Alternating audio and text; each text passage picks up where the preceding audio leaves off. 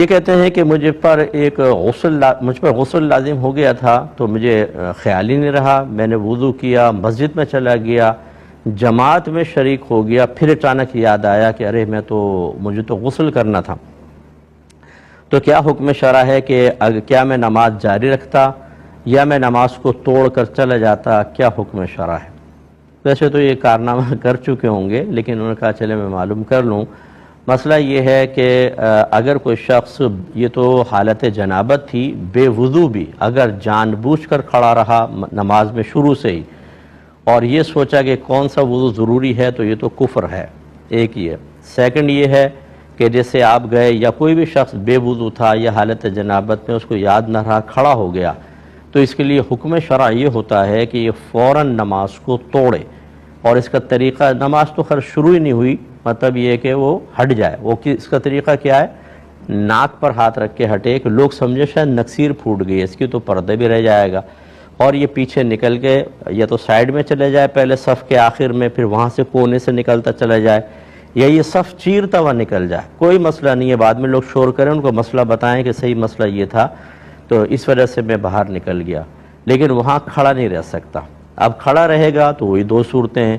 کہ یا تو اس وجہ سے کھڑا رہا کہ کوئی وضو یا جنابت ضروری نہیں ہے، یعنی جنابت سے پاک ہونا، وضو کرنا ضروری نہیں ہے، نماز کو اتنی اہم کوئی ہے، اس میں چونکہ ایک عبادت کی حقارت ہے تو فوراً کافر ہو جائے گا۔ اور اگر ایسا نہیں ہے، شرم کی وجہ سے کہ میں نکلوں گا کیا ہوگا یا کیسے نکلوں مسئلہ نہیں پتا، تو یہ حرام اور گناہ کبیرہ ضرور ہے، کیونکہ یہ قطع صف لازم آ رہی ہے، اور نبی کریم صلی اللہ علیہ وسلم نے ارشاد فرمایا کہ جو صف کو قطع کرے اللہ اس کو قطع کر دے، یعنی شدید ترین ناراضگی کا اظہار ہے اس کے اوپر۔ صفوف کو اسی لیے سرکار مل کر کھڑا ہونے کا حکم فرماتے تھے، اور فرماتے ہیں کہ شیطان تمہاری صفوں کے درمیان ایسے گھس جاتا ہے جیسے بھیڑ کا بچہ بھیڑ کے پیروں میں گھس جاتا ہے، جیسے وہ دودھ پینے کے لیے آپ دیکھیں بکری کے بچے، بھیڑ کے بچے جو ہیں وہ پیر میں گھستے ہیں، پھر وہ دودھ پی رہے ہوتے ہیں، اس طرح شیطان تمہارے درمیان میں آ جاتا ہے۔ تو بہرحال پھر یہ گناہ کبیرہ تھا، اللہ تعالیٰ کی بارگاہ میں ضرور توبہ کریں اور آئندہ اس کا خیال رکھیں۔ چلے پہلے بہن کے لے لیتے ہیں کہ دیکھیں، پہلی بات تو یہ کہ فقہ حنفی کے مطابق غصے میں طلاق ہوتی ہے۔ کون شوہر ایسا ہوگا؟ بعض اوقات ایسا ہوتا ہے کہ آپس کی انڈرسٹینڈنگ سے میاں بیوی کہتے ہیں میں ہم ساتھ نہیں چل سکتے، طلاق کا معاملہ کر لیتے ہیں، یہ خلا کا ہو کہتے ہیں چلو ٹھیک ہے، یہ تو ایک نارمل وے میں گفتگو ہو رہی ہے، ورنہ تقریباً 90% جو طلاقیں ہیں وہ غصے میں ہو رہی ہیں۔ اگر صرف غصے کے اندر طلاق کے وقوع کو منع کر دیا جائے تو پھر اس کا مطلب ہے کہ سارے طلاقیں دیتے رہیں اور کہیں تو میں تو غصے میں تھا اور طلاقیں نہیں ہوں گی۔ لیکن غصے کی دو اقسام ہوتی ہیں، ایک ایسی ہوتی ہے کہ ایک شخص کا غصہ معروف ہے اتنا کہ اس کی عقل پر غالب آ جاتا ہے۔ غالب آنے کی علامت یہ ہے کہ جب غصہ آتا ہے اس کو نہیں پتہ چلتا میں کیا کر رہا ہوں، کبھی سر پہ اینٹ مارتا ہے، کبھی دیوار میں سر مارتا ہے، کبھی شیشے میں گھوسا مار کے اپنا ہاتھ زخمی کر لیتا ہے، سامنے والدہ ہے، بہن ہے، کوئی خیال نہیں، چیزیں اٹھا کے پھینکتا ہے۔ پھر جب عالم ہوش میں آتا ہے تو اس سے کہتے ہیں کہ بھئی تجھے ہوش میں تھا تو نے کیا کیا ہے؟ تو یار مجھے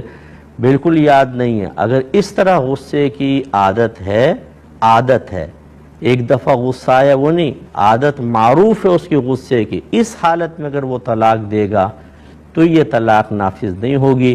کیونکہ طلاق کے وقوع کے لیے عقل کا سلامت ہونا ضروری ہے، اسی لیے نابالغ بچے اور مجنون کی طلاق واقع نہیں ہوتی۔ تو یہ شخص بھی ایسا ہی ہے کہ اس کی عقل ختم ہو گئی، اس کی طلاق واقع نہیں ہوگی۔ لیکن اگر اس سے کم درجے کا غصہ ہے یا کبھی کبھار آتا ہے، عادتاً ایسا نہیں ہے، تو پھر وہ بالکل صاحب عقل تصور کیا جائے گا۔ ایسا کیوں نہ ہوا کہ اس نے غصے میں آ کے اپنی والدہ کے منہ پر گھسا مار دیا ہو، والد صاحب کی ٹانگ توڑ دی ہو، اس نے خود جا کے اپنا سر مارا ہو دیوار میں، وہ نہیں ہوگا، طلاق کے اوپر غصہ اترے گا۔ اس قسم کے غصوں کے اندر بالکل طلاق واقع ہو جاتی ہے، اور یہ کوئی شرعی عذر نہیں ہے۔ ہاں جیسے میں نے بتایا 90% افراد غصے میں ہی طلاق دے رہے ہیں، یہ طلاق بالکل واقع ہو جائے گی۔ اس تفصیل کو 2-3 دفعہ یوٹیوب پہ پروگرام ڈلے گا، سن لیجئے گا، انشاءاللہ نفس مسئلہ آپ کو بالکل سمجھ میں آ جائے گا۔